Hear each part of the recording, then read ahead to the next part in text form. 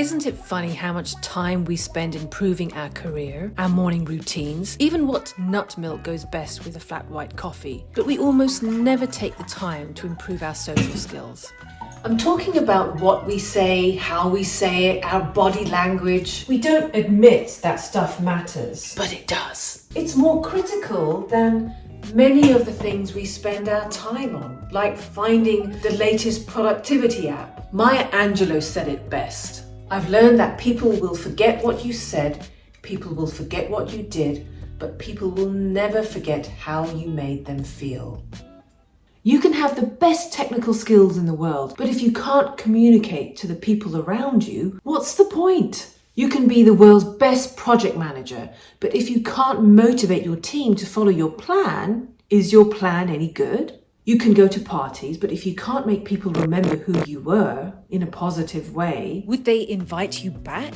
you can be the nicest, funniest gal, but if you don't know how to start and hold a conversation with a stranger, how would anyone know? Social skills aren't just about turning into a smooth talker. The ability to set aside your social awkwardness and make people feel great whenever you're around them cuts to the core of your very ability to live a meaningful and fulfilled life and achieve your full potential in personal, professional, and even intimate relationships. And as we get older, our relationships matter more than our technical skills. Now, one thing I discovered when I learned and developed and honed my social skills early on in my sales career, besides the technical aspects of conversing and persuading and so on, there were 3 crazy beliefs holding me back when I was shy and socially awkward. And discovering the truth behind these beliefs unlocked possibilities I didn't even know existed. And I want to share them with you now. Belief 1. It's vain and shallow to practice social skills. I can't get better, so what's the point? My inner monologue was saying, My work and my results should speak for themselves. They should recognize I'm nice and good.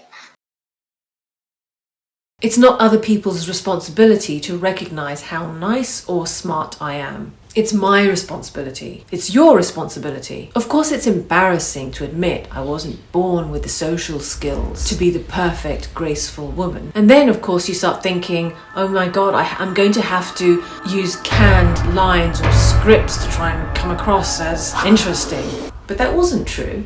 The truth is, learning to set aside my social awkwardness and learning social skills helped me share my true self instead of hiding behind the shyness or the excuse of being tired.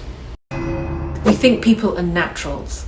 I'm a loser. I'll never catch up. I'm not like them. The truth is, we all start at different levels, but everyone can improve their social skills. The socially skilled people get more practice, more interactions, more people wanting to talk to them, and this results in a virtuous circle of getting better. Have you ever seen a child go up and meet someone?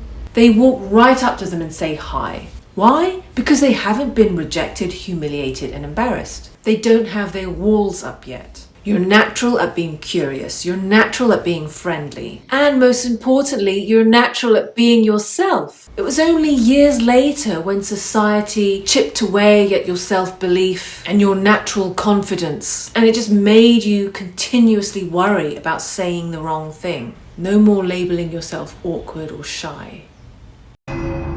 People only want to talk to interesting people. I'm not interesting. My life is boring. Why would anyone want to talk to me? The truth is, you don't have to be interesting. You just have to be interested in people. I've spoken to thousands and thousands of people one-to-one all around the world. People want to be heard. If you do all the talking, they're not listening to you. They're listening to the voice in their head. They're waiting to speak. They're waiting to be heard. When I started working on my social skills, when I started my sales career, I set myself this goal, this ideal that I wanted to be able to talk to anyone, anywhere, anytime. Since then, I've spoken to vice presidents of countries, CEOs of investment banks, best-selling authors, as well as Uber drivers and street cleaners. And I can't remember the last time I've felt nervous talking to someone. Actually, it was the first time I met my wife. But the best part is I'll have this skill forever. Watch this video next if you want to learn how to talk to people. Your ability to connect with people around you will set you up leaps and bounds ahead of others, because hardly anyone thinks about developing their social skills. So watch this now and start practicing.